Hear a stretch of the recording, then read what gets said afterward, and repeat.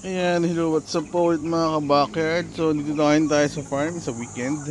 So, baka naghahanap kayo ng mga pabo,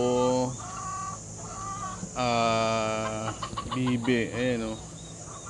Native na manok, meron din tayo. So, nagbabawas ako ng mga alaga. So, actually, magkakatay nga kami this weekend. Ayan o. So, dami namin kakainin ngayon o. Ayan o. Mga pabo sa mga manok namin, dami. So yan, kinakain ngayon yung mga nahuhulog na mga mangga. So bukod dyan, ayan, meron pa kami dito mga maliliit pa, diba, ang dami namin. Tapos ito pa, meron din kaming shamo, yung mga black shamo namin. Ayan,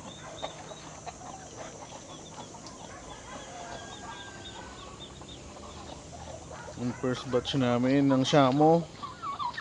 Ayun o, ayun o, nakahalo na sa mga nakahalo sa pabo. Yung mga malalaking itim na na manok. So yun yung mga shamo namin. Shamo lahat yan. So ano pa,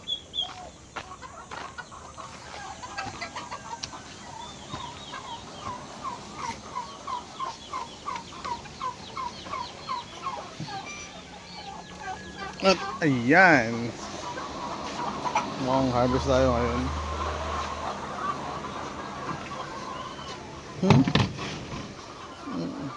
Ay ng itlog, mga basag, kain. So ayan, so may bago akong binili. So ito sa sa panghalo ng feeds. Ito soluble sa vitamins, electrolytes. Yan, bago naming sinubukan ko yan ngayon. So ito pa, may first aid Treboxil.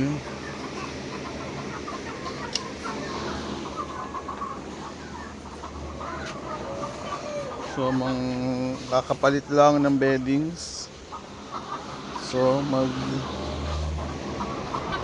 tayo ngayon, mag-harvest ako ng mga itlog.